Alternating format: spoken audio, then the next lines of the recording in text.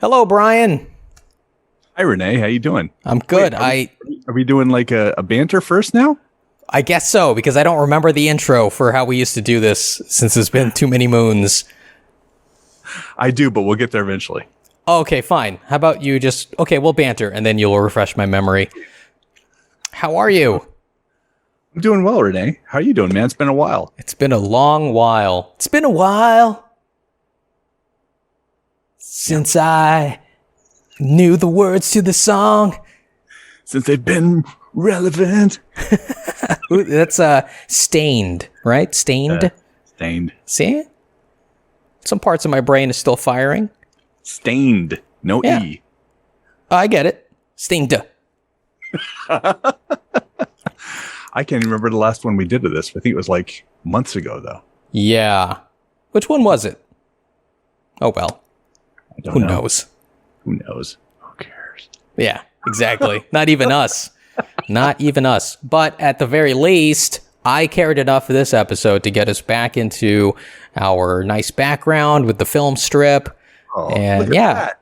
look at that. No, Looks awesome. it does. This is all Brian's handiwork, everybody. Oh, Give him a hey. big round of applause.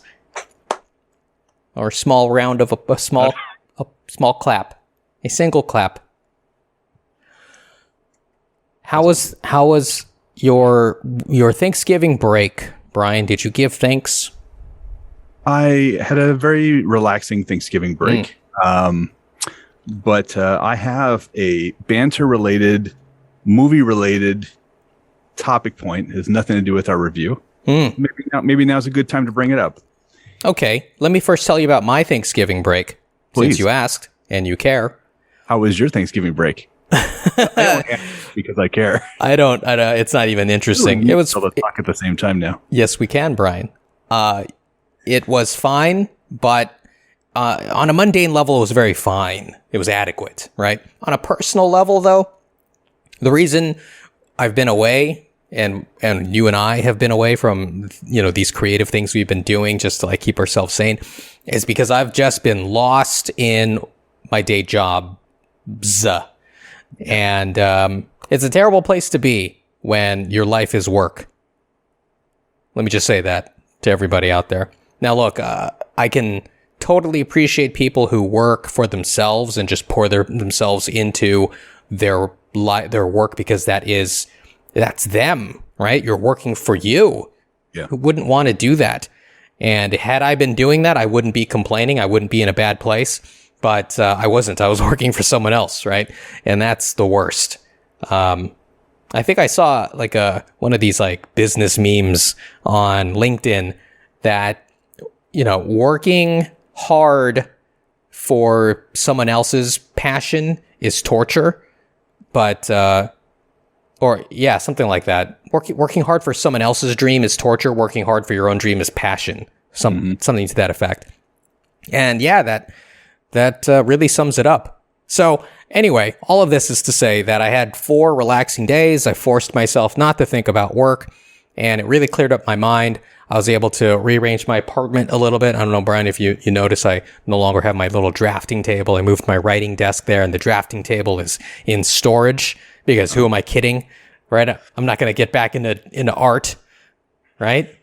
And my little flicker of like a freelancing dream of doing like hand-drawn explainers that went away very quickly. That's okay. Yeah, it is what it is, and it is whatever. Anyway, Brian, there's that. That was a much longer-winded thing than I wanted to say. 4 days of peace and quiet is awesome, and recentering yourself. Good for you. I'm glad you had that. Glad you got a little perspective. Change things around mentally and physically. Good for you, man. Thanks, bro. I did not do that. I ended up doing quite a bit of housework and yard work. So, that's okay as well. But we had some delicious food. We had our traditional homemade matzo ball chicken noodle soup. That's what we do every Thanksgiving. That sounds so delicious right now. Yeah. I put on 10 pounds, as I told Brian before we started, and I'm trying to cut back down to 1 meal a day. And so I'm in this kind of like just a perpetual state of starvation, right? And so anything sounds good, and it sounds like there's like noodles in there, like carbs. Carbs. Yes, maybe I should try and refrain from talking about anything about food. No, it's fine. Is there anything in Shang-Chi with food? I guess we could try and, center around that for our topic. Shang-Chi and the feast of the 10 rings. Look at that. No, that's terrible. Feast of legend, right? Yeah, legendary feast. There's a Jet Li. I think there's a Jet Li movie called The Fist of Legend. Yes. Yeah. I heard of it. Haven't seen it. Oh, it's so good. Yeah. Yeah. You gotta check it out. That's like the martial arts in that movie. Like, I'll go back to that movie, find it online just to watch the different martial arts scenes, because it's like, yeah, this is what you want from martial arts, Like, just excellent choreography and just like brutal attacks. Anyway, let's talk about another martial arts movie that is not as good. But some might say it's bad. I didn't get my thing yet. Oh, sorry. Let's do your thing, Brian. Over Thanksgiving, that's my tie-in. It's very, very loose. Okay. Over Thanksgiving, I saw something that really annoyed me. And I'm going to lead up to it here and just talk about tropes. There was a Netflix show actually just recently where they did a little documentary on tropes. It's like an hour and a half, and they had a bunch of them on there. And what's a trope, Brian, for our listening audience? A trope is something that is used commonly in movies over and over and over again, and sometimes overused. And I'll give you an example, I guess, to help explain it, and that is the Wilhelm scream. And this is the one I actually really want to talk about for a second. So there was, I don't know, was it back in like the 50s or 60s, one of those early movies, there was a guy who was on camera and just gave a pretty uncanny scream, and it really stood out to other people, and it became essentially a library file that all the studios would just go to over and over and pluck it out of that movie and into their own. Yeah. And you can hear that scream, today. It's all over the place. And I think that generously you could say it's an homage, to use it. But I think it, as with many other tropes, is played out. And I think it's time to retire this particular one. Okay. So the reason I say that is because when it becomes a distraction and not used in a clever way, like a scream trope, where they're actually calling it out to the audience, and then subverting the trope during the movie, when it's used over and over in ways that are it's just become like silly, then I think it's time. And it's like, I had an experience. I don't know why this bothered me so much, but there is something that came out, and it wasn't a trailer. It was a opening scene, which is one of the new things that studios are doing now to try and lure people back into the movies. They're not just giving out trailers; they're giving you full opening scenes. Yeah, first act. Yeah, so here's the first act. Here's the first hour. So they did that with Venom. Let This Be Carnage, or Let There Be Carnage, and you can go see that online. The first, like 5 minutes or something like that, which is fine. And then here's the one that they came out with, which was Jurassic World 3 Dominion. Okay. The opening scene. Yeah. And dude, when I see one T-Rex bite another T-Rex's neck and I hear the Wilhelm scream there, it's done. That's the end of it, man. One of the stupidest things I've ever heard. They put it, and it's supposed to be, 50 million years ago or something like that. This is back in I don't know if you saw that opening or not. I did not. But it is just dinosaurs. So this is like the time well before man. And there it is, the Wilhelm scream, slightly slowed down, but so obvious if you've heard it, 85,000 times like we have. Yeah. I'm done with it. So the T-Rex is giving this scream. Wow. Yeah. T-Rex that is getting bitten by another T-Rex gets this horrible. It's like the death knell, Yeah. Which it should be for that damn trope. Okay. Well, now I have to check it out. That sounds ridiculous. Listen, I'm not saying you have to watch the full 5 minutes. If you want to stop it at 3:17, go ahead and do it. But Thank you for the timestamp. I will fast forward to that immediately or scrub to that immediately. yeah, it's really not worth it. But I guess the broader question is, was this worth it? Because Renee, I'd like to welcome you to Flick This Movie. I'm Brian Glass. And I'm Renee Garcia. And today we're going to be reviewing Shang-Chi and the Legend of the Ten Rings. Let's not roll a trailer. Really? Unless you want to. I got it queued up. I got everything ready to go here. Roll a trailer, man. Look at you. Yeah, man. You are just so right. technical. Boom. Here we go. Then I'm going to play it. And it's going to be where on my screen again? It's going to be right above your head. And I am to the right. There you go. I see you. Yeah. Hello. What's up, man? Not much. All right, here we go. Throughout my life, Rings. the 10 Flag. rings gave our family power. If you want them to be yours one day, you have to show me you are strong enough to carry them. Are you strong enough to carry those rings, child who doesn't look anything like You are a Simu Liu? product of all who came before you. Okay, Michelle Yao. The Okay, that's enough of that. Why are you the only one commenting on this movie that we can both see? This guy. Stop breaking the illusion, Brian, or else I'll take steps. I'll take steps so that we can both see the trailer in real time. Either that or just mute me. Or that. Who goes first here, Brian? Is it going to be me or you? Either way is fine. I think you should go first, since I remember you having strong feelings about this when last we talked. We did. The last conversation offline was the one that led to this particular episode. I guess I can start by saying Shang-Chi and the Legend of the Ten Rings may be the worst of the Marvel movies released to date, in my humble opinion. Strong opinion. It's a cartoon made for kids in the wrapper of a live-action movie made for the general public. That's very fair. It is unbelievably silly, and it casts a shadow on everything from poor casting to subpar effects to inconsistent direction and terrible story choices. Renee, do I sound bitter? A little bitter, like more bitter than a person who's just watching a movie should feel. Like, Really? I don't know. I feel like it like reached out of your television and like slapped you. Many times. Many times. many times. Yeah, this is a movie that it started off pretty bad and it got worse really, really quickly. Wow. Yeah.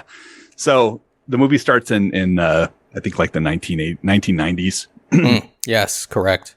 And it's the scene where let me just correct you, Brian. It actually starts in like, I don't know, Way back thousands of years ago. 1,000 years ago. Okay, go ahead. Yeah, so you're gonna have to help me with the name. The guy who played Wenwu, Tony Leung? Tony Leung. Yeah. Okay, did I say that badly? No, it's fine. That's as good as I can do it.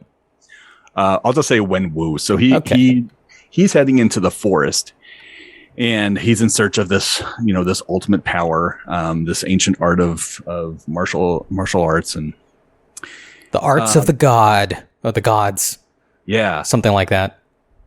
Yeah. And I'll tell you a couple things that kind of hit me early on. And so I'm not going to talk about the entire movie and explain the plot or anything like that. I'm just going to tell you, like, this is one of the first signs that I had that we were in trouble.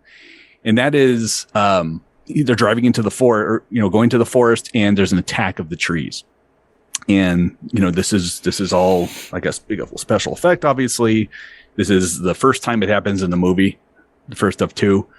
And as I'm watching it and just seeing this stylized, effect happening for whatever reason, I guess they're protecting, this ancient area. I can't remember what it was called. It's fine. Yeah, I don't remember it either. Yeah, Taulo, I think it was. Okay. Yeah. So they're, these are basically the guardians, and my mind flashes to the two towers, and I'm thinking about the Ents Yeah.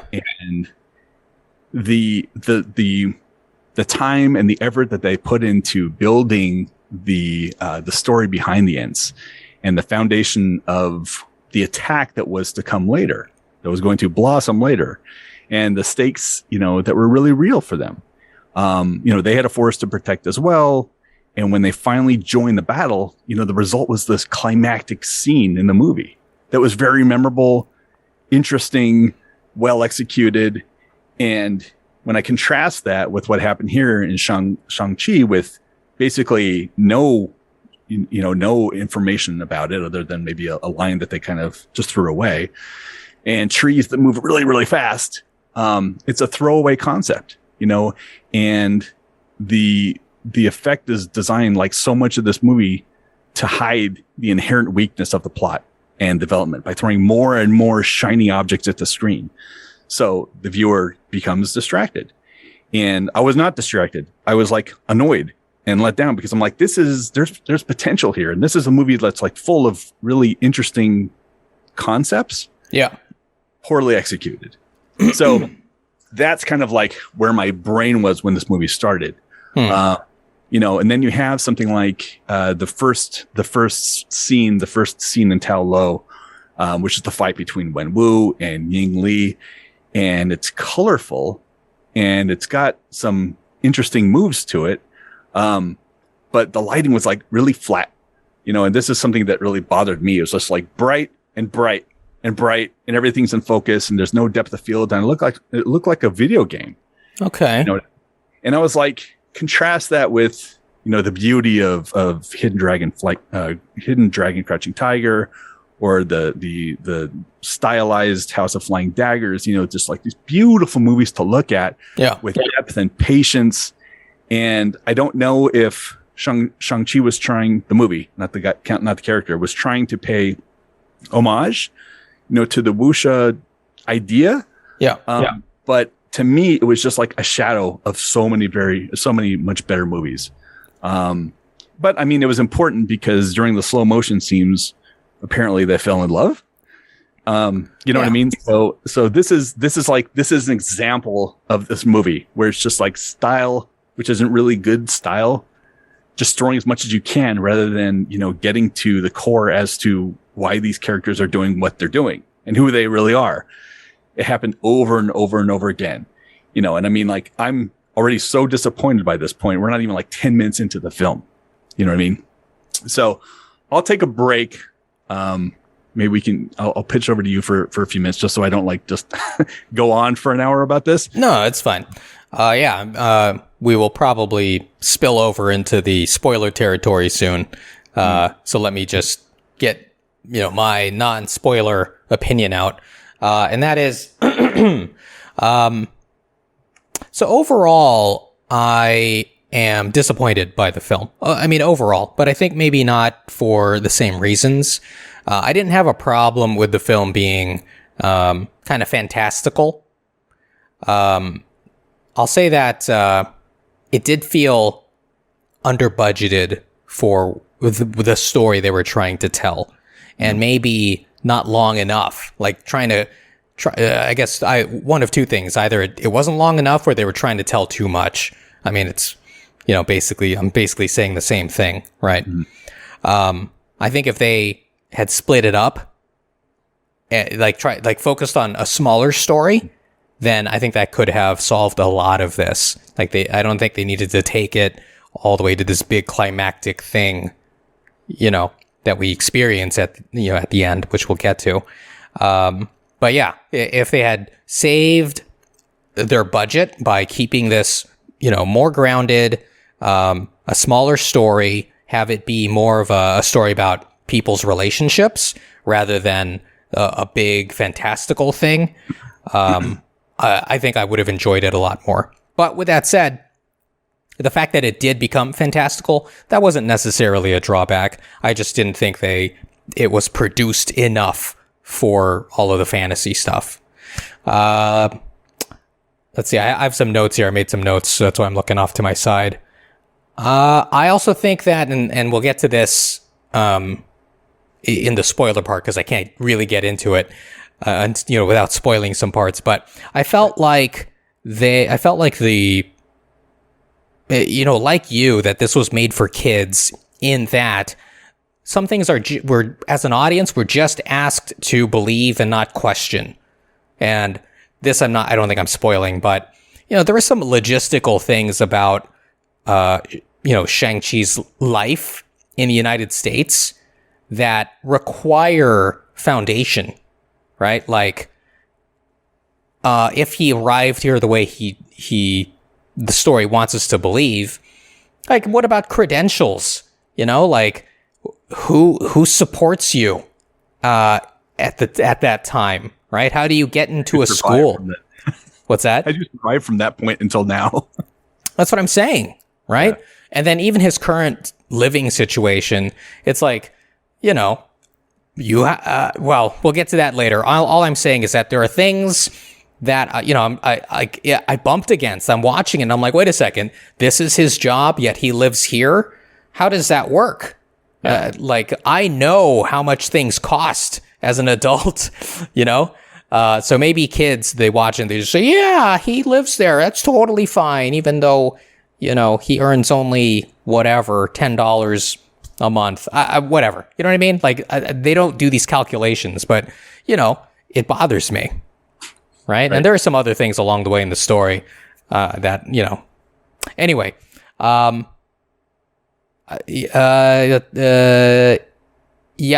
say this one last thing. I think, and this is getting to a point where I'm kind of like rewriting the movie. Yes. I feel like there is, there is like the foundation of a good story here.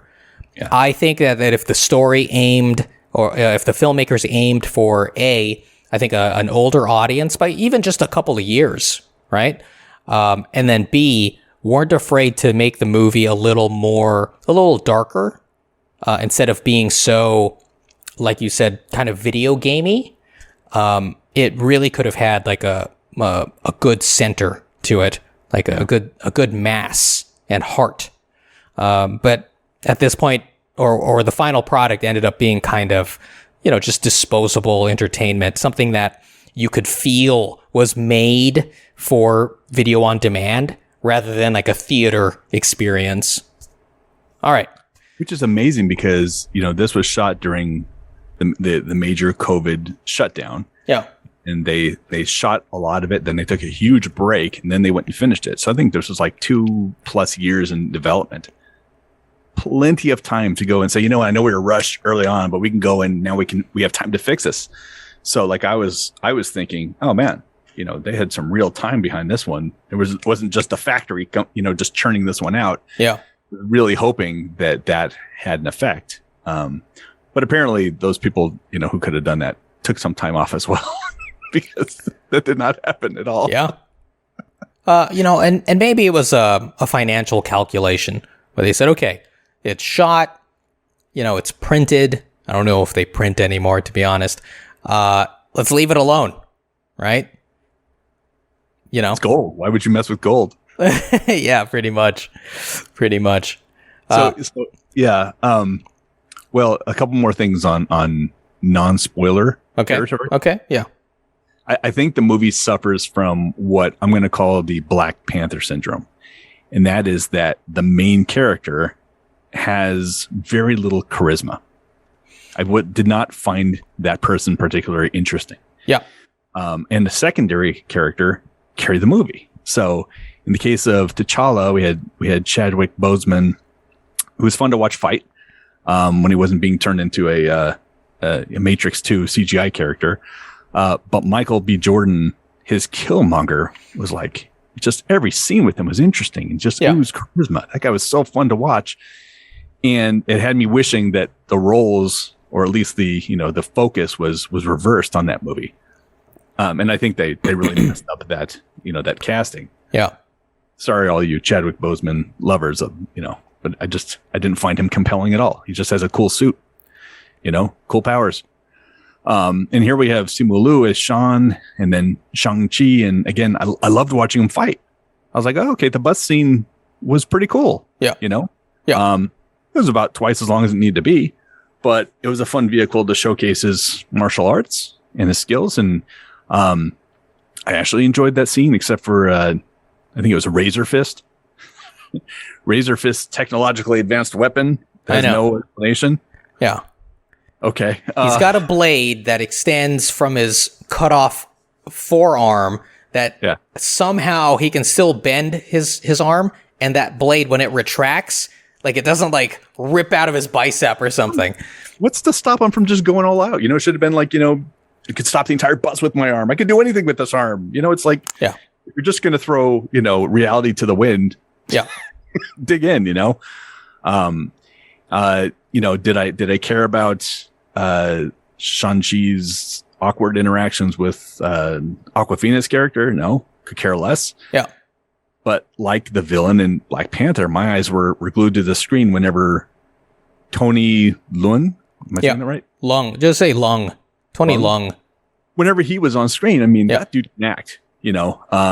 And I'm not familiar with his prior movies. I understand he's a star, but I mean, I got it. Like as soon as I was watching him, I'm like, oh, what's this all about? You know, what? Maybe there's something to this. And then we go back to the main characters, and I was just bored. You know, just waiting for those scenes to end. You know, and fights for fight's sake are just not interesting. You know, I mean, once you get over the initial interest of, hey, this guy, there's something more to him than just a car attendant. You know, that gets old a little bit quickly. So, yeah. So I don't think I'm spoiling anything there. So I think that my primary problem with the movie, and I don't know if I should say this because I do know that online you see pictures of the things that are in the movie right now and they talk about them. So let's get into the spoiler territory, Brian. Just get to spoiling. Do we have a spoiler song? Well, we normally sing a spoiler song. We do? Spoiler time or whatever. Spoiler time. Spoiler break. Yeah. Spoilers. Now we're going to spoil a movie. Did you smell that milk, dude? It's so spoiled. Spoiled. Okay, right, Brian. So, let it all out. Let it rip. So the time when Shang-Chi becomes Shang-Chi's is when they... Spoiled cheese. Is with the introduction of Trevor and especially Morris. Dude, what was that? I felt like all of a sudden I was watching Nick at Night when I saw this character and this whole ridiculous idea behind it. Yeah. I mean, if ever there was a plant for we need to move the plot forward and we need some new devices, there they are. Yep. This is Trevor and Deus. This was man, it's like it was really bad. They're having their first interactions. Deus Ex CGI, Brian. You know, about a minute into that scene, I was literally just ready to walk away. I mean, I looked over at my wife, you know, gave her one of those looks, and she was already just giving me a look like, oh my God, here we are. But then I looked at my son, Dylan, who is entranced. Yeah, rapt attention. This might be the movie. This movie is going to be a burden that I just must bear at this point. Imagine if he wants to watch it again. Dad, let's watch it again. No child is worth that. Yes. Yeah, because it was from this point forward that Shang-Chi's quickly descended into Shang-Crap. You know, the final, I don't know, was it half at this point? There's a lot that happens after this. Yeah, it's a long movie. Almost 2.5. Yeah. It feels like it was just, you know, shot in front of a green screen. Maybe we are in COVID protocol because we're all in front of a green screen and nothing matters. And there are no consequences for anything. Nothing looks good. And it's like, this is making me yearn for the pathos of Attack of the Clones at this time. Wow. Don't say things you'll regret later, Brian. Dude, I'm saying, like, there are parts at least were interesting to look at. There was nothing even interesting to look at during this movie. Yeah. And just to kind of like add to what you're saying, and how do they escape from the dungeon at that point? Right, we're talking about Deus Ex Machina. Now we got Deus Ex Sister who just like breaks through a wall. There are secret tunnels here. Didn't you know, morons? Let's get out. And I'm like, what? There was a lot of that. Yeah. I mean, there was a part where I think they were even talking about, like, in the past, this army that they'd built. And they're in this huge compound. The compound can only be reached by like helicopter or whatever. I mean, it's hard to get to. Yeah. Heavily guarded army. And this is something my wife pointed out. She's like, so if the army was all, huge and surrounding or populating this compound, and it's difficult to get to, how was the mother ever left alone with the son? Right. There's Everyone that too. went out one time and just it's a day off. It's Sunday. What do you want us to stay all day? Come on, man. We need a break too. Right. I mean, the whole thing just like is built on these wobbly rocks. So, well, and that's the other thing. Like these dudes, these like Asian gangster dudes, right? In like 70s outfits or whatever, leather jackets, they just walk up. Right. I mean, we didn't hear cars driving up or anything. No. There were like a lot of them. First there's just like 10. And then the other guy's like, we're running late. We got to finish our game of cards or whatever in our little drug den, and we'll catch up. And then they're like, we're here to kill you too with our fists. Right. Well, to what you said earlier, if you wanted a darker movie, you could have had bodies strewn about everywhere. They made it through the army, and now they're going to go after the wife. There's that. B, that scene with the mother getting killed. That was like a moment where, it should have been a really emotional moment. Yeah. Like a last stand kind of thing. Right. Instead, it's all off screen. You let's focus on the kid's unemotional face. Like they gave him no direction. They're like, hey, Joey, just look out the window. Look at the camera. And he's just like, what am I looking at? Shh. Okay, we got it. I think, it's possible that the child actor was looking to the adult actor for cues. It's like, well, he's boring to look at and do. I mean, I guess I should just not really act here. And he did. He did a good job. Yeah, exactly.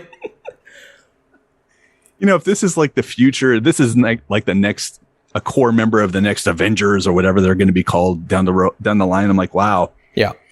Another missed up. Was Awkwafina going to be there too? Gosh. So I found her both charming and annoying at the same time. Right? Chanoing. I like it. Or annoying. Annoying. I think it rolls off the tongue a little easier. Really does. Annoying. Because and I think I only feel that way. I think the Ming part, the charming part, is only there because everyone else, was so bereft of it, right? And I had to look to her to kind of like add just a little bit of personality to everything, which was, that's cold comfort because I really didn't care for the character that much. Yeah, me either. Yeah. What was the arc? She can now be an archer. I was going to say earlier, she didn't know how to shoot a bow and arrow. Now, she's the only one who can. Yeah, that's the thing, right? It's like, they kind of set something up in the beginning about like, hey, you got to like realize your potential and like find your path in life or whatever. Okay, archer who shoots down a big demon thing. You did that once. You can't do that again. Check. Right? And that's it. You're done.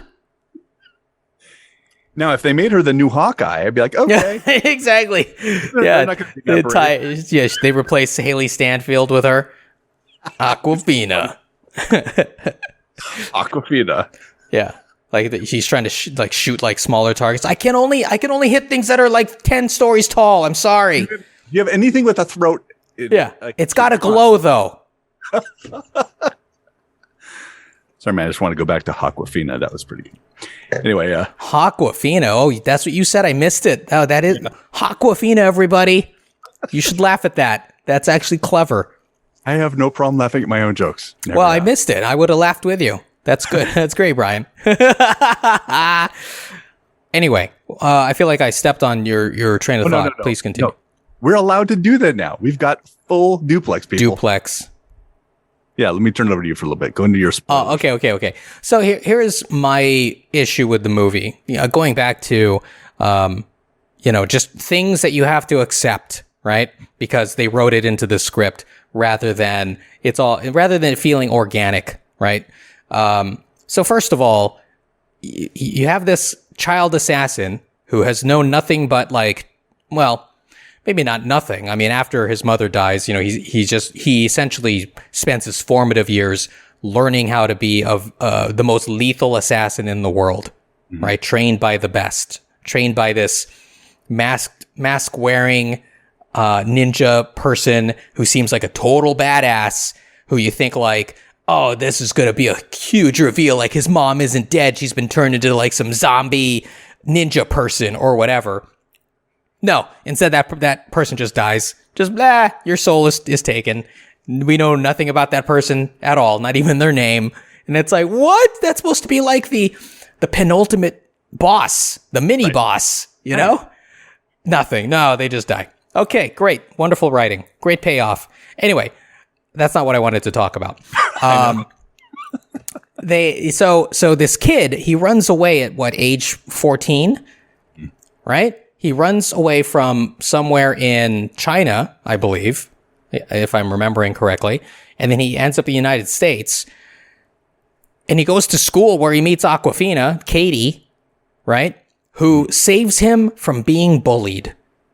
And this is where I'm watching the movie and I'm like, oh, okay, this is all just like, let me insert some politics here.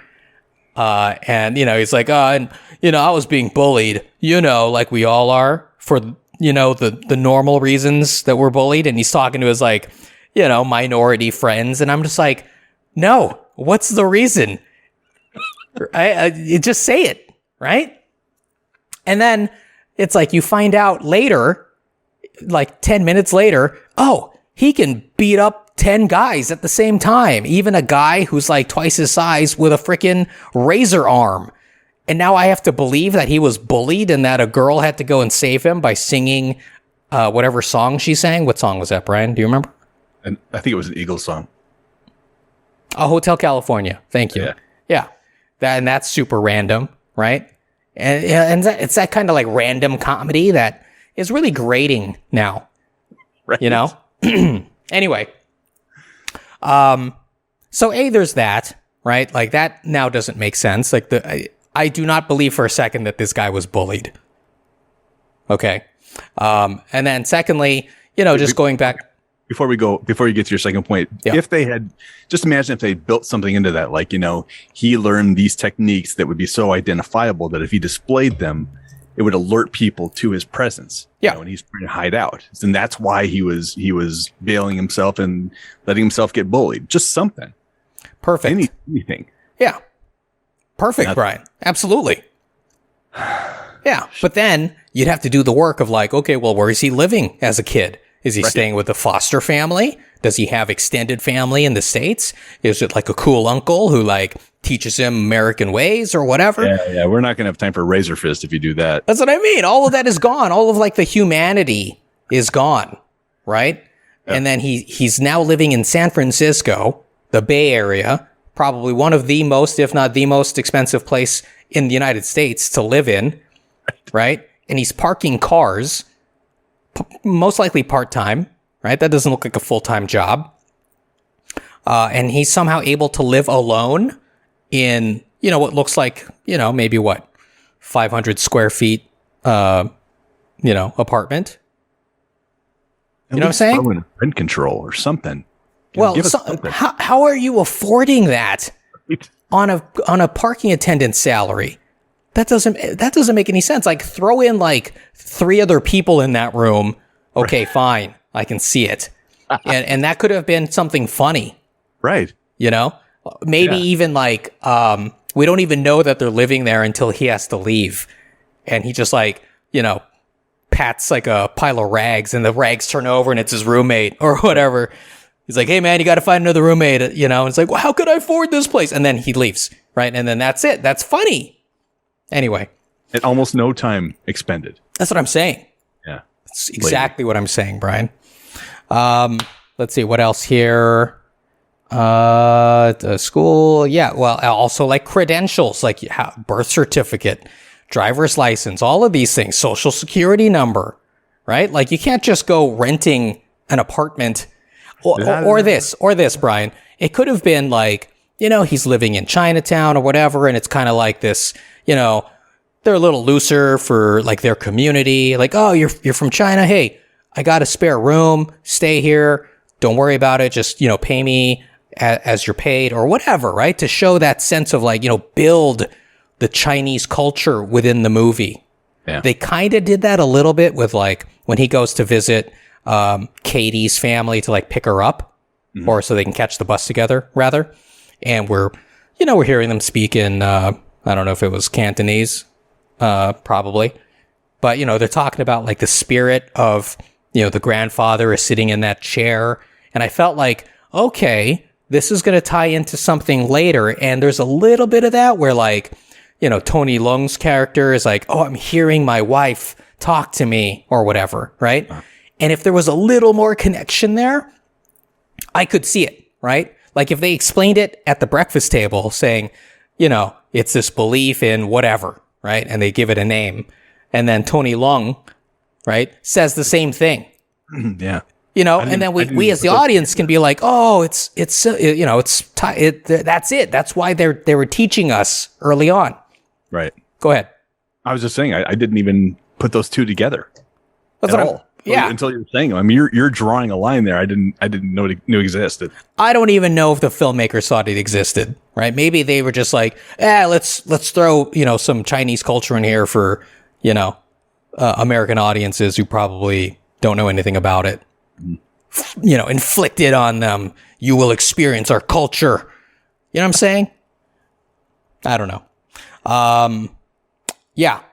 I guess those are the biggest things I wanted to talk about as far as like, things that were just like inserted that we had to just accept. And this is the story. I do have some other points I want to talk about that are unrelated, but I'll throw it back to you first, Brian, if you have more to say.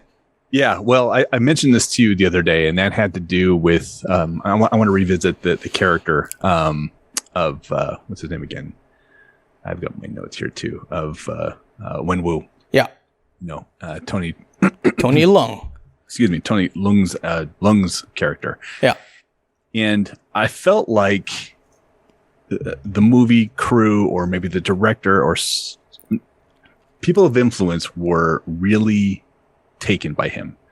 And let me see if I can build this argument. It was really to the detriment of the movie, because he was like so full of sincerity and believability that I didn't know whether to despise him or root for him.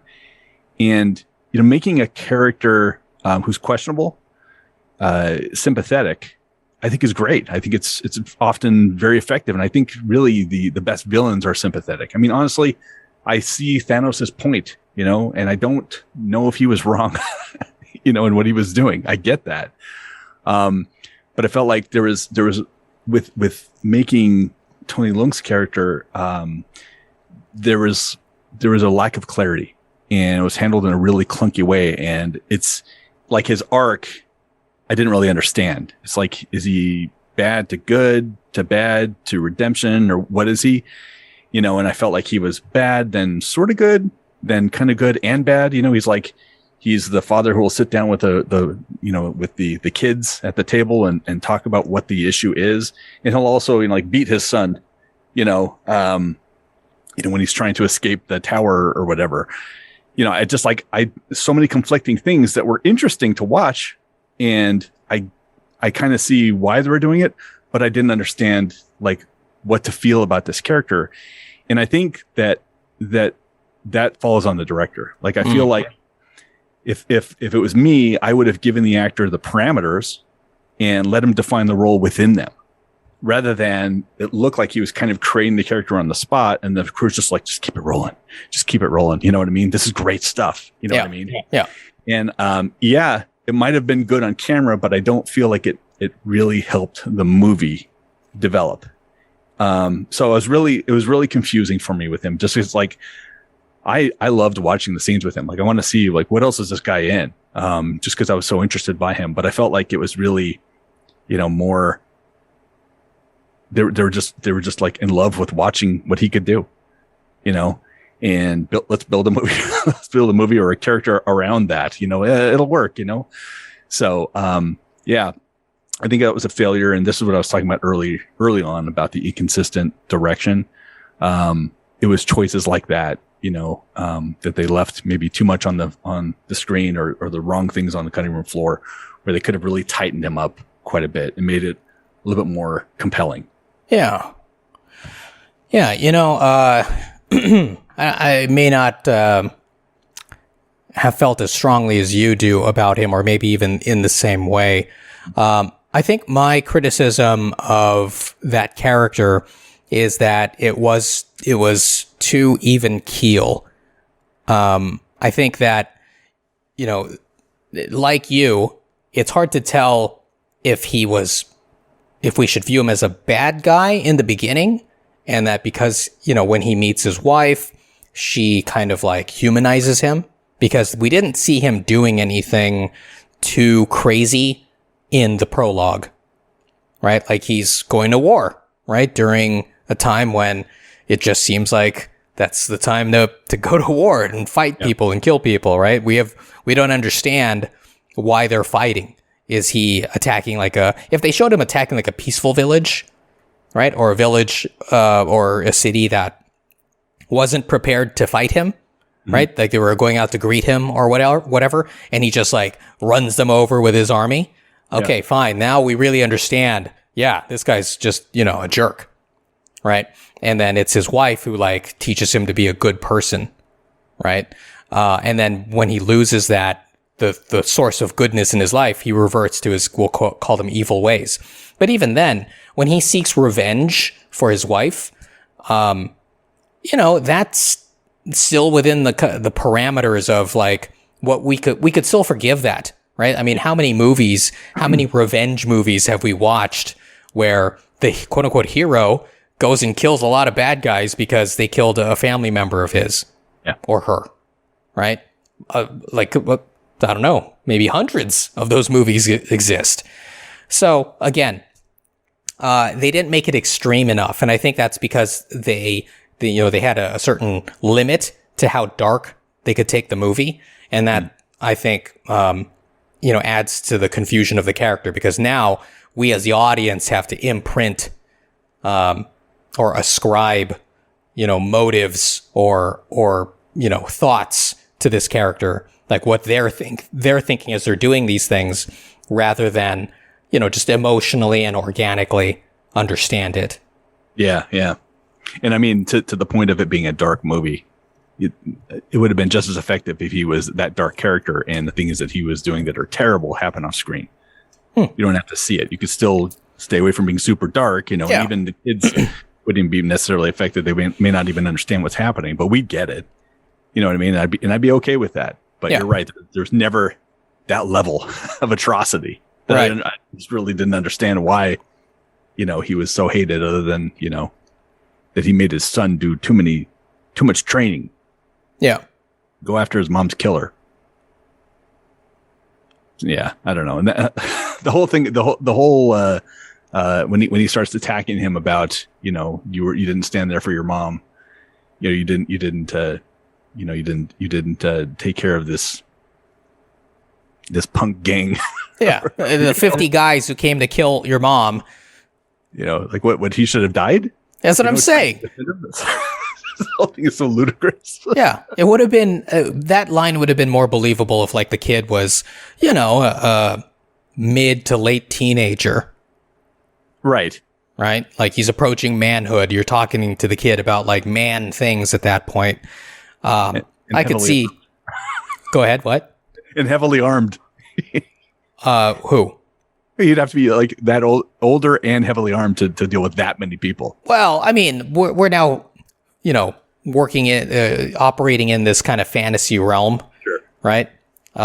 Where, even a person fighting two people in like reality, that's already kind of like unbelievable, right? Right. Again, I would have loved to have seen mom, fight, have a last stand moment. but unfortunately we don't get that. And also, the kid says to her something like, you don't have your powers, right? That's why she's going to lose this fight. Or that's why he's worried she's going to lose. And I'm like, when did she lose her powers? Like, why do you lose powers? Like, what happened there? Did I miss a scene? I think they said when she left the city that she would be losing her powers as well. Oh, I see. Okay, well, I guess I did miss that then. That's fine. It was so loosely defined anyway. Yeah. I mean, listen, I still to this day don't know how the rings work, what they do. There's that too. I mean, but apparently you could put them on and do just about anything once you try them for the first time. Well, that's the thing, right? You get into this fight. I mean, there's this fight at the end, and we're kind of jumping around here, but the big climactic fight, or I guess one of the many at the end, where the father and son are fighting, and, Sean is able to control half the rings. They turn gold for some reason. It's like, why? Where did that come from? Lightsabers. What do you mean? Yeah. Now it's like, okay, we just wrote that into the script. It's lore. Now it's canon. That's how they work. And it's like, it was probably, that's probably what happened over the course of like 5 or 10 comic books. They just had it happen in an instant instead. Oh, okay. I mean, sure. That is a perfect explanation, Brian. It's a perfectly bad explanation. Well, it's true though. for a film, for one film, just to throw that in there with no explanation, that's a problem. Yeah, no kidding. But seriously, they're flying around, throwing things at them. I mean, I just didn't understand how you could just inherently know. I feel like these things should have been. They had plenty of time to set foundational parameters for some of these things, so we can understand. Yeah, that's the thing. You have to teach the audience, especially when you're dealing with something that's fantastical. They have to know what the rules are. It's like when there are no rules, then there's no expectation. And when there's no expectation, there's nothing to satisfy. There's nothing to pay off. And then you're just watching things happen on screen. Yeah. I know that's my common complaint, but it's true. It applies here. But, as you're saying, I'm thinking about all the things that could have been cut. Tell me why Trevor should have been in this movie. Comic relief. Aquafina. But he wasn't funny. Well, he's a little funny, Brian. He was kind of funny in Iron Man, but was he actually funny in this at all? Like, was there a giggle anywhere? No. There's a difference between actual, like, something that elicits, a response, and something that is comic relief. Right, and I just felt like he wasn't even comic relief. I felt kind of sorry for the guy. Okay, all right. And I'm like, are they trying to add dimensions to this ridiculous character that they introduced a few years ago? Because I don't think it's working. Yeah. I feel like he's there, and he's there at the end. Maybe he should be a new Avenger. Why not? And Trevor. Exactly. Why not? Anything goes. Trevor and Morris. He's got Morris there, and that's how Trevor will fly around. Oh, my goodness. Yeah. Honestly, I don't have a lot to comment about the last half of the film because I felt like I was just watching a cartoon and I didn't care about anything. And it was just so dumb because, this guy who ascended to this level won't listen to reason. And it's explained to him and he won't even just stop and think about it for a second, which I don't think is realistic, at all. And, the idea of this whole soul sucker and the two dragons fighting. And, I felt like somewhere in there, maybe there was some ancient Chinese lore that was being called. I don't know because, it's not, for me to know, I guess, but, I feel like if that's the case, it probably was even more insulting, but if it wasn't, it just seemed random, and, I was just like counting minutes, for the last hour for this thing to end. All right. That's fair. I think, one of the things I wanted to talk about is I didn't understand, like, anytime there is a confrontation between kind of like we'll say a primitive culture versus a modern culture or a highly advanced culture, there's always some I contrivance that makes it so that they're on an even playing field. And I didn't understand why, there's this big build up to like, oh, the maze, it's going to open up, on this particular day, and then the path will be revealed, and then we can get to the secret city. And the issue is because the trees are moving, like it's a living maze. Why don't they take a helicopter and just fly to the frickin' thing? Right? Like, I was like, you have helicopters, or you can pilot a drone so that you can, map it out yourself or whatever, right? It's 2021. It's current year. You know what I'm saying? Like, how I looked at it, like, how would I solve this instead of having to like risk my life with like bamboo things that will kill you? So anyway, so there's that. But then when they get to the village, I'm expecting these dudes. First of all, I didn't understand why the dudes had to wear like freaking, Foot Clan outfits. The bad guys, like, why didn't they just like wear regular like paramilitary couture? Yeah. That's what I think that would have been so much cooler to see, rather than these guys who get dressed up in like faux ninja outfits. And anyway, I was expecting all of them to just pull out guns and throw grenades and stuff like that, and just like mow everybody down. Instead, they pull out these weird laser crossbow thingies. I'm like, what the hell is this? Why do they have laser crossbow thingies?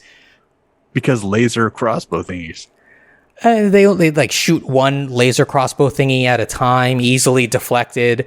Oh, I don't even think they I think they shoot like what do you call those balls? Like they're on like a string, and then they wrap around you.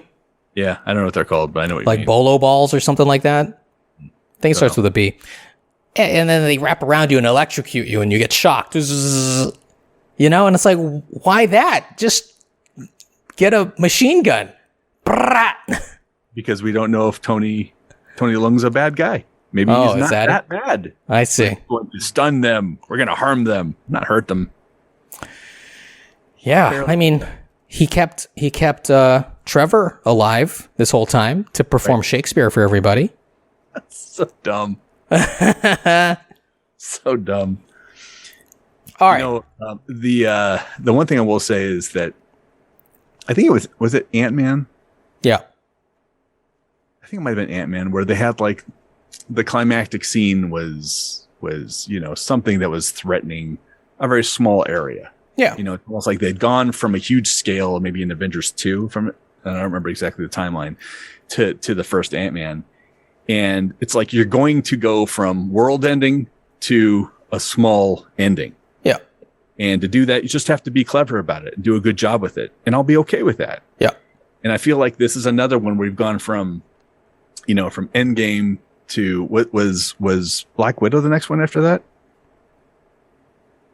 That sounds right as far as a movie goes. Yeah. Black Widow was after that. And that had smaller stakes, which I was fine with. Not a good movie, but smaller stakes. And then this one, we're back to, world ending. Yeah. If this happens, then the world as we know it will no longer exist. And I feel like it's just like we have to do this. This is like a new trope for Marvel. It's like we have to constantly top ourselves, and I have not gone to see Eternals, but I can only imagine that this is, universe ending. Universe ending. I don't know, man. Reality ending. Exactly. Well, isn't that the Watcher? They watch over all of existence. I mean, it's like, where's this going to end? This is just God versus God at this point. Yeah, exactly. You know what I mean? With Hawkeye in the middle.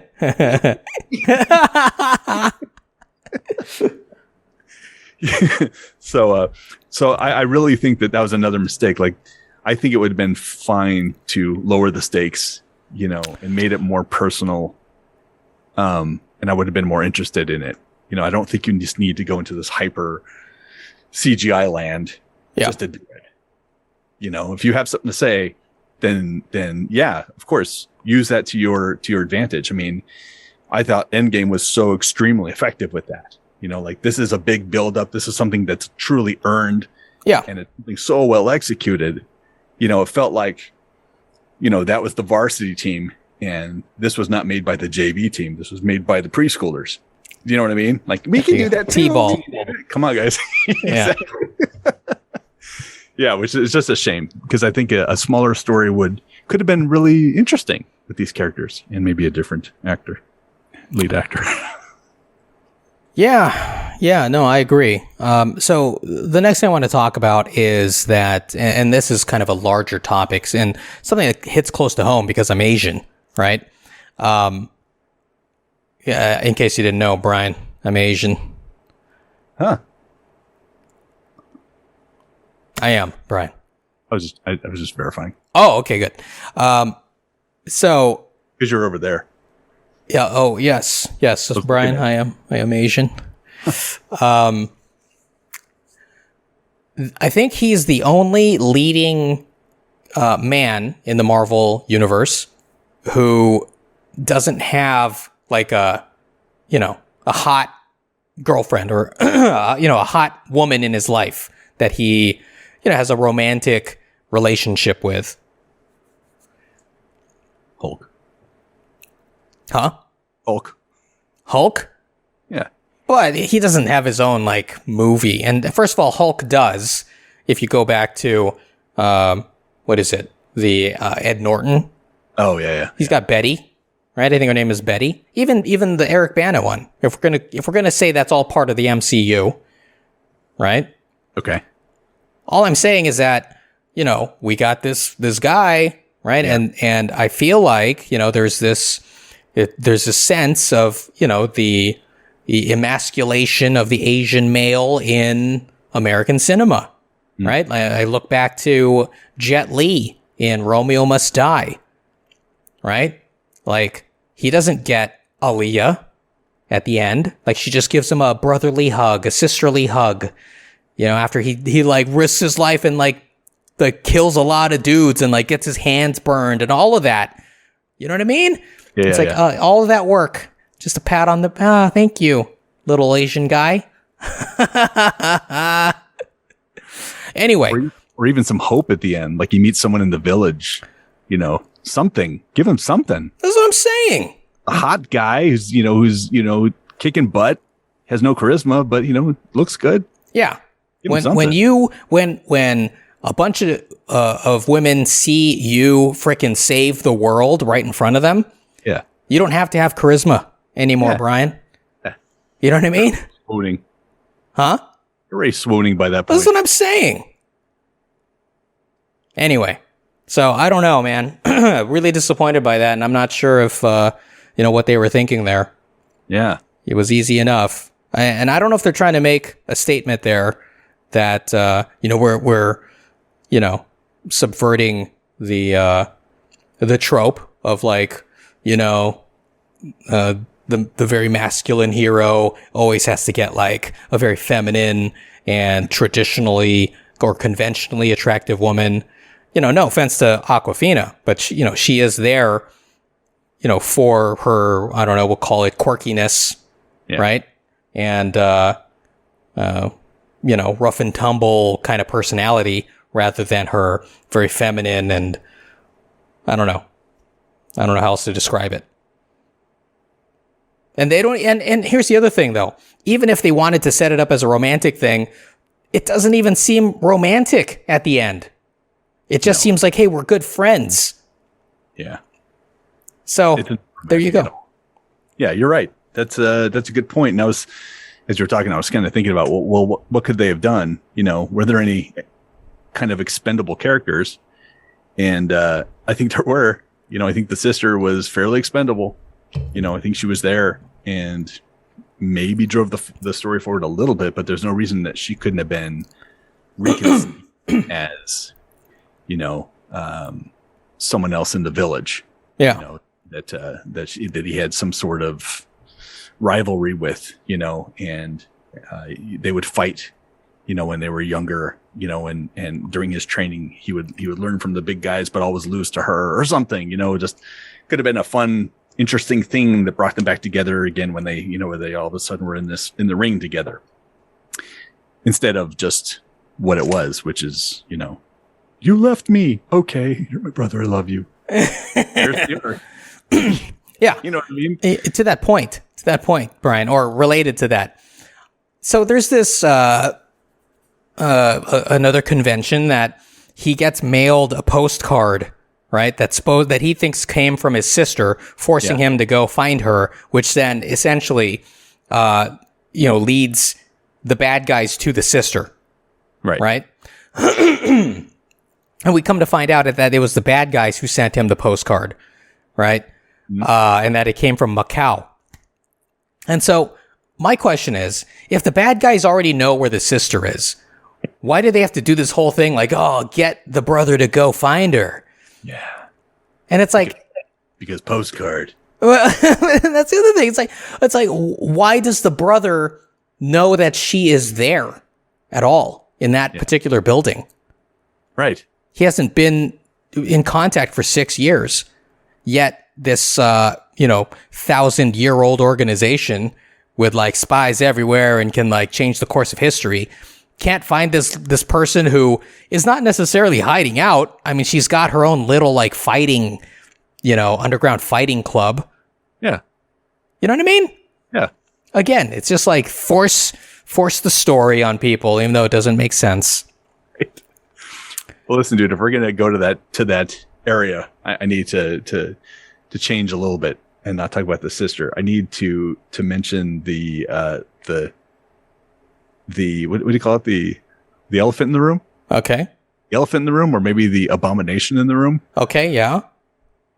I watched all the Marvel movies. I watched them before they were MCU. I watched Ed Norton. Mm-hmm. Right, and the big bad in Ed Norton's film was the Abomination. Yep. Tim Curry, right? No. Are you sure? Tim Roth. Tim Roth, right? Yeah. Tim Roth.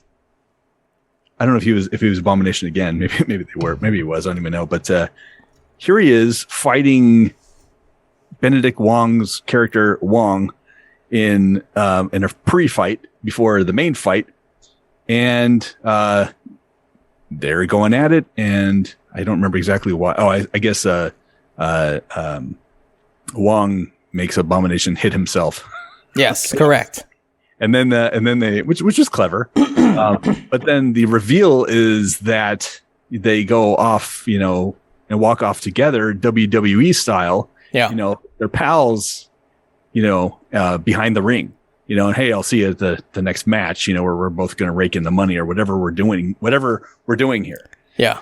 So, let's put aside the convention that we've got Benedict Wong, who has no money, in the Doctor Strange films, and he's kind of living the life of a monk, of the monk, and now he's here just fighting for fun and for money or whatever. And he's fighting the Abomination, who's this really bad guy.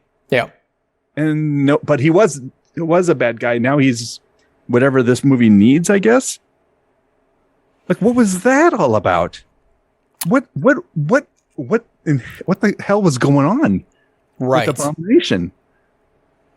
Oh, I agree. Forget? Did he change? Do we know anything, or do we not care? Is he an Avenger now? Well, so I'll say this. First of all, I didn't know that was the Abomination because he looks much different than the Ed Norton movie. Like, he didn't look orange, and I thought that was Abomination's color is orange. Instead, this guy looks more like reptilian green, if I'm remembering correctly. So I thought it was just like rando monster that Wong is fighting from another dimension that Wong brought in or whatever. That's Abomination, dude. Okay, well, that's fine. That's fine. That's a problem. Well, okay. And so with that said, I don't know that Abomination. I mean, I know, our experience as far as the movies are concerned is that, he's a bad guy. But, I don't know that I know him as like just, malevolent, just like, evil for the sake of being evil. Like, I understand he was pit against the Hulk in the Ed Norton Hulk movie. Yeah. Right. But, it seemed like his personal gripe was with the Hulk, not like, I hate humanity, so I will destroy things and hurt people or whatever. If that makes sense. I don't know, man. He was a bad guy with his bad dogs and, Bad guy with bad dogs? You don't remember the Hulk dogs, too? That was in the Eric Bana movie. Oh, am I confusing those two? Yeah. All look same. Anyway, okay. So, I don't know if you have more to say, Brian, but I wanted to talk about like where I feel like the movie could have been saved with some writing changes. But before we get there, should we take a short break? I think we're okay, unless you need to take a break. No, I'm good. I just wanted to make sure that everyone was okay to continue. I think we're good, man. Okay. All right. We don't need a credits cutscene just yet. Excellent. So, I would have liked the movie to be like, I felt like, and now I'm kind of spitballing, I should have just stuck to the script here, but, I feel like the person that should have had the kind of like darker, existence should have been Sean. Now I know this is probably going against however the comic actually played out. But it just makes more sense. Like he would be the one to develop kind of like the seedy experience in the United States because he's the one with all of that experience, right? He's older or whatever. And so for him to somehow cobble together just a normal, hey, I'm a normal American kid, right? 20 something living in San Francisco and I'm hip and whatever. That just seemed unbelievable once you understand his background. But I just thought about that just now. That's not really what I wanted to say. I feel like they should have made the sister much darker, right? They should have had her like, because it seems like they're setting her up to be a villain in a future movie because she took over her father's operation. She should have been like killing people left and right, and maybe Sean is like trying to save them. I know they had a little bit of that where she's like, oh, did America make you soft? Right. But we don't really see her being much darker than that. Right. But I think it would have been a nice contrast where, maybe she can say, instead of like having this instant, okay, I forgive you. We're siblings. Maybe she should have said something to the effect of, I'll essentially team up with you for the sake of mom. But, I still don't consider you family. And then at the end of the movie, as they're celebrating or whatever, she could like leave and then take over the operations unbeknownst, to Sean. Yeah. So there's that. B, I think, to be in line with this whole legend of the 10 rings, that is the name of the movie, right? Legend. Yeah. Mm-hmm. Yeah. Legend of 10 rings. I think that whole beginning of like the father being this warlord and living 1,000 years and all that should have been told as kind of like a bedtime story from the mom to the kids, right? So that we as the audience don't know if that's real or if it's just like the mom telling a romantic story about the father and how they met, blah, blah, blah. And that way you could then get away with this kind of like, very CGI and pristine, flat look that you didn't like in the beginning because now we feel like, oh, it's fantasy. Yeah, storybook. Right? And then as Sean, it gets recaptured by the father, then he realizes, wow, this is all real. Right. Right. And then we as the audience can kind of like, he is our representation in the movie as us, the audience, learning and experience like, whoa, this is crazy. Right. I mean, I know the assassin thing is already kind of like out there. And so maybe it doesn't quite work with like this big revelation. Like, yeah, you're a trained assassin at 14. Why would there be like mystical dragons living in the ocean and all of that as well? Sure. Yeah, I don't know. I think I had more to talk about, but kind of like I didn't get a chance to write it down. But that's where I'm starting. What do you think, Brian? What are your thoughts? How could we save this movie? It's interesting that the very first thing you said, I thought was really interesting. Like he should have been the guy who had the darker experience. And I was just thinking, what if the movie, instead of starting with all the silliness, started with him running his operation? He was running this fight club essentially. And the reason he's doing that is because he's been hearing voices. And he's trying to learn, he's trying to find the warriors, who come out of the woodwork and, who are going to lead him to this ancient city where he can find his mom. And maybe that's the whole journey, and his dad is there, as the holder of the rings to help protect it. I mean, this is completely different than what we saw. Yeah. But I'm already like enjoying this movie more in my head, you know what I mean? And seeing him go through this whole ordeal, finding someone and attacking, trying to free his mom. And maybe that happens early. And maybe it's not the big confrontation at the end. Maybe he lets out this, the soul sucker, and it's not a big monster, it's a guy. Maybe it's a guy who looks like his mom, or maybe a gal who looks like his mom. I love it. I mean, it could go into so many interesting directions. Yeah. And that would be so much better than what we saw. So I think you're right. I think there's, this is the question that we've had, this debate we've had about good actors versus good writing, good direction. And I wonder, maybe this guy is a good actor. Maybe he just hasn't had the opportunity to show it with something this bad for him. I mean, what did he really have to do here? There wasn't a lot for him really to do other than action. Yeah. Fight, run. Fight. Yeah. And that's a shame, because I want to feel something for the hero. And maybe if he was given a better script, he could have been given a woman. You know what I mean? But I mean, I don't mind seeing the same story repackaged, in interesting ways. I think that's okay. It's like, that's the idea behind every rom-com. I know what's going to happen. Show me exactly. You know what I mean? And I think if we're seeing in a hero's origin story, we're not really seeing the origin necessarily. Like, the growth for him was what? He goes to this hidden city, and he trains for 2 days. Yeah. That's literally what it was. To learn what? How to learn this ancient martial arts technique, which was so obscure and so poorly explained that now he can go and take rings off of his dad. You know what I mean? Like, no, I hear you. Big secret. That's big growth. And this, you're right. This could have been, I think there are so many ways this movie could have been interesting. But it would have had to be done foundationally. Correct. Yeah.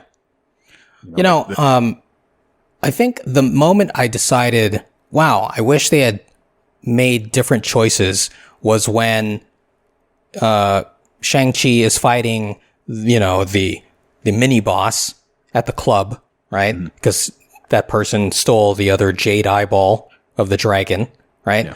Yeah. and Sean is like about to stab that person, and then the father's rings come in and like save him. That moment should have been like a revelatory moment. I don't know if I'm using revelatory correctly, like in the sense that it's a revelation, not reveling in something. I think revelatory means that. Anyway, I wish, again, that the movie was wrapped in this legend, right? And we don't know, is it just a legend and it's exaggerated, or does it actually exist? I think Sean should have been fighting his father, and the father just always wears these bracelets, right? And we always think that it's just decorative. But then as Sean is fighting his father, the father activates the bracelets or whatever, and Sean realizes, oh my God, it's all true, because the bracelets just flew through the air and knocked me out of this, through this wall or something like that. Right. Or maybe Sean's falling off the side of the building, and the father saves him with these rings and pulls him back. Yeah. Something like that. Right. It's a moment of high tension, and then it's elevated even more by this new fantastical element. Right. You just added this other layer for the audience to really be blown away. Anyway, I'm just saying. This one, dude, this is a full rewrite. This is a reconceptualize, maybe let's keep some of the same characters. Yeah. Starting with Trevor and Deus. Let's definitely keep them and, build a movie around them. Essentially. Absolutely. That is the sequel. Yeah. Yeah. I've been pretty religious about seeing every Marvel movie, and that might be the first one. I just can't do it anymore. Wow, broke you, huh? Yeah. Okay. This is a huge letdown, man. Just a huge letdown. Well, look, I feel like at this point, we're just going to get into like nitpicky things. So maybe we can wrap this up. Brian. You're really going to ask me? Do you flick this movie or do you pick this movie? Dude, I am going to be flicking this movie. Yeah. Like I've never flicked before. Flick it. Flick and it. you, Renee? I flick it as well. Flick. Yep. Oh well. Hey, at least it gave us some good fodder to chew on here. That's right. And Mater. And Mater. Fodder and Mater? Yeah. From Camp Hiawatha? Oh, there you go. Look at you. I'm old. Hey man, I'm old. I know things. Hello, Renee. Here we are. Hello, Brian. Okay. Right, let's wrap it up. Thank you very much for joining us today. We will see you in the next video. Not sure what we're going to review or if it'll even be on this channel. It'll exist somewhere on YouTube. We will let you know. But we'll see you next time. Peace. Peace. It is.